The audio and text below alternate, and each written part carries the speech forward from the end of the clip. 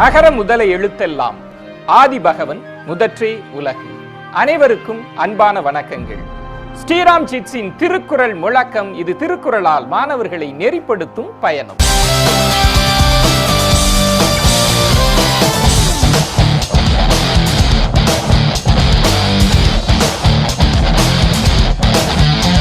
எண் 1 கோ சு சிம்ஹாஞ்சனா, PS senior மேல்நிலைப்பள்ளி, மயிலாப்பூர், சென்னை. அச்சமுடையாருக்கு அறனில்லை.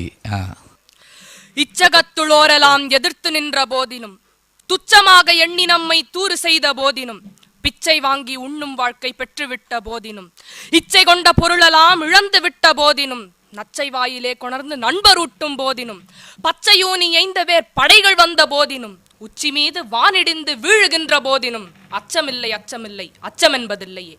அனைவருக்கும் வணக்கம். அச்சம் உடையார்க்கு அரண் இல்லை. வள்ளுவன் பொச்சாவாமை என்னும் அதிகாரத்தில் இக்குறளை வைத்தான். பொச்சாப்பு உடையார்க்கு நன்கு இல்லை என்பதனை ஈற்றடியாக வைத்து, அச்சம் உடையார்க்கு அரண் இல்லை என்பதனை முதல் அடியாக ஏன் வைத்தான்? பொச்சாப்பு அதாவது மறதி. மறதிக்கும் அச்சத்திற்கும் என்ன தொடர்பு? மூப்பினால் மறதி வரும், அது இரக்கத்திற்குரியது. மனிதர்க்கு விதிக்கப்பட்ட சாபம், நினைவுகளின் பகைவன். ஆனால் வள்ளுவன் குறிக்கும் மறதி வேறு.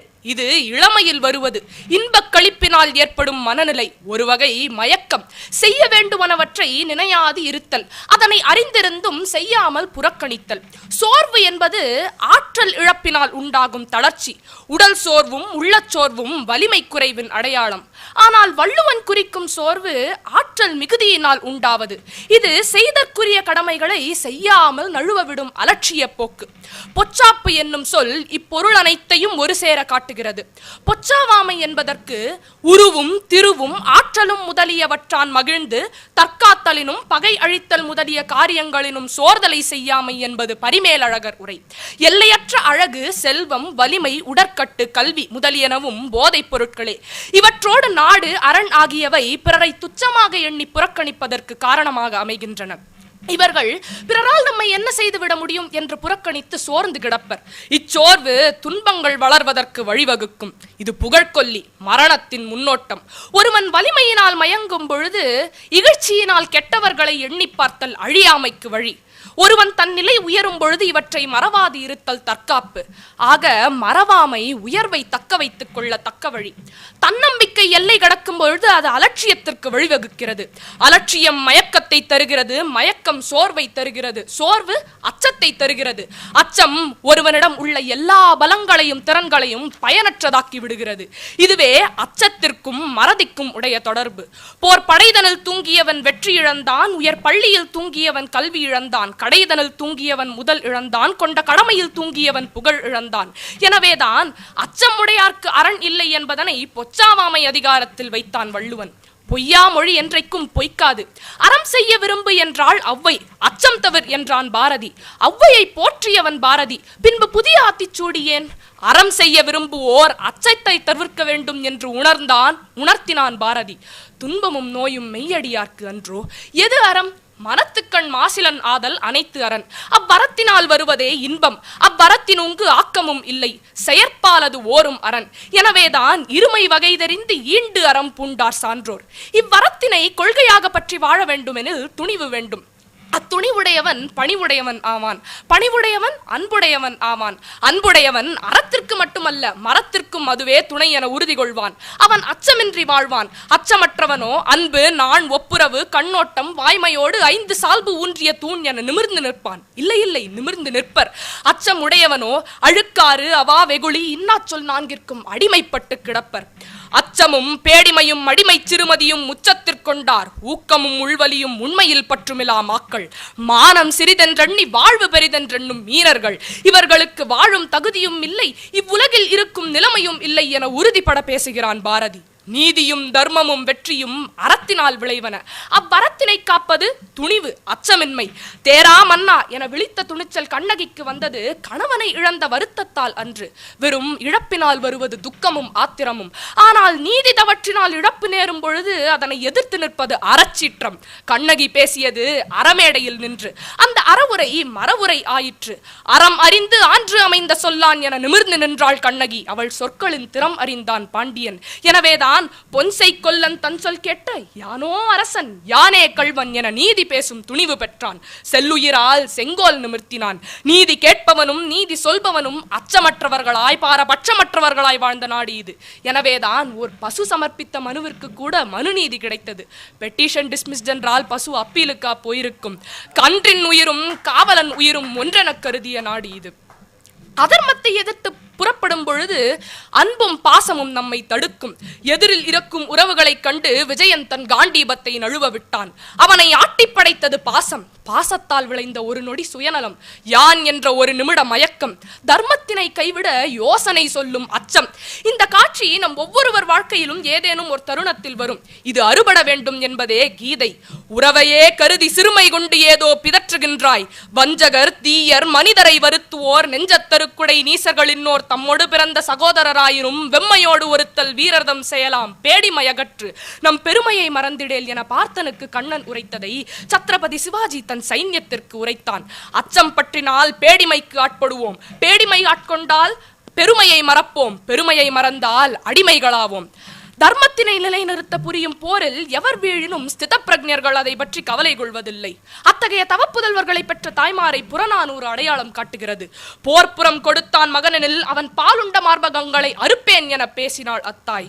வீரரை பெறாத மேன்மை தீர் மங்கையை ஊரவர் மலடி என்று உரைத்திடு நாடி இது.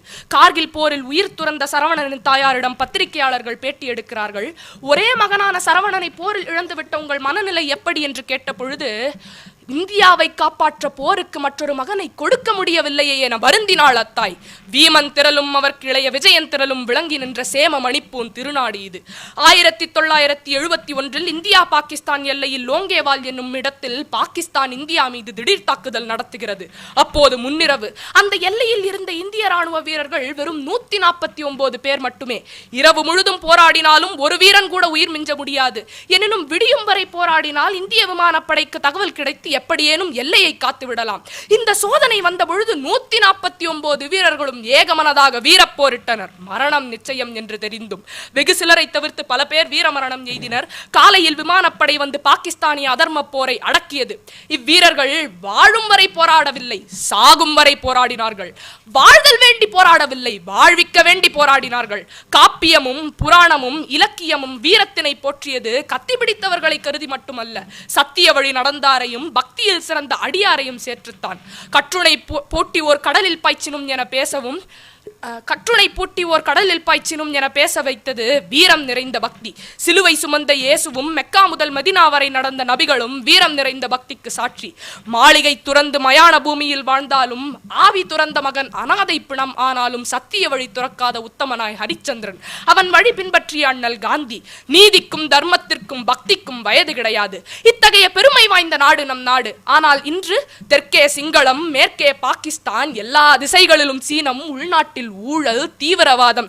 இதற்கிடையே அச்சமின்றி குண்டு துளைக்காத அறையில் இருந்து பிரதமரின் சுதந்திர தின உரை. அரசியல் பிழைத்தோர்க்கு அறம் கூற்றாகும் அன்று, அரசியல் பிழைப்பு செய்வோர்க்கு அறம் வெறும் கூத்தாகும் இன்று. இந்த நிலை ஏன்? மக்களின் மறதி, அச்சம். அதனை நன்கு புரிந்து கொண்ட நமது அரசியல்வாதிகள் தீங்கு தடுக்கும் திறமிலரானோம். அச்சத்தால் அரணற்று போனோம். ராணுவ வீரனின் தலையை வெட்டினால் அது தெரிந்துதானே ராணுவத்தில் சேர்ந்தார்கள் எனும் மந்திரி பேச்சை மறப்போம். இந்திய எல்லைக்குள் ஊடுருவிய சீன ராணுவம் சுற்றுலா வந்தது என சோம்பி கிடப்போம். நீர்மூழ்கி கப்பல் வெடித்தது ஏன் எனும் உண்மையை மறைப்போம். நாணயத்தின் மதிப்பை, இந்திய நாணயத்தின் மதிப்பை கவலை ஏதுமின்றி குறைப்போம். தேர்தல் நேரத்தில் வாக்குறுதிகளை அள்ளி இறைப்போம். பின் சுவிஸ் வங்கியில் சுயநலமாய் பணத்தை நிறைப்போம். போதும் போதும். இந்த அரசியல்வாதிகளின் முகத்திரையை கணமே கிழிப்போம். சும்மா வரவில்லை சுதந்திரம் என ஒன்று கூடி நினைப்போம். வந்தே மாதரம் எனும் மந்திரத்தை மீண்டும் ஒன்று கூடி உரைப்போம். யார் வருவீர்? தேசமே நலிவோடு தேய்ந்திட மக்களின் பாசமே பெரிதென பார்ப்பவன் செல்க. சோதரர் தம்மை துரோகிகள் அழிப்ப மாதரார் நலத்தினை மகிழ்பவன் மகிழ்க. படைமுகத்தீரந்து பதம் பெற விரும்பா கடைபடுமாக்கள் என் கண்முன் நில்லாதீர். மக்களாய் பிறந்தோன் மடிவது திண்ணம். தாய் பிறன் கைப்பட சகிப்பவனாகி நாயன வாழ்வோன் நமரிங்குளரோ. ஊரவர் துயரில் உருகுவோர் இருமின், சோர நெஞ்சிலா தூயவர் இருமின், வீரியம் நிறைந்த நெஞ்சினோர் இருமின், பாவியர் குருதியை பருகுவோர் இருமின், நெஞ்ச குருதியை நிலத்திடை விதைத்து வஞ்சகம் அழிக்கும் மாமகம் புரிவோம் யாம். வெற்றியே அன்றி வேறெதும் புரிகிலேம், வெற்றியே அன்றி வேறெதும் புரிகிலேம். இனி அச்சம் தவிர எழு ஆண்மை தவறேல். வந்தே மாதரம். சிம்ஹாஞ்சனா, ரொம்ப சிறப்பான பேச்சு.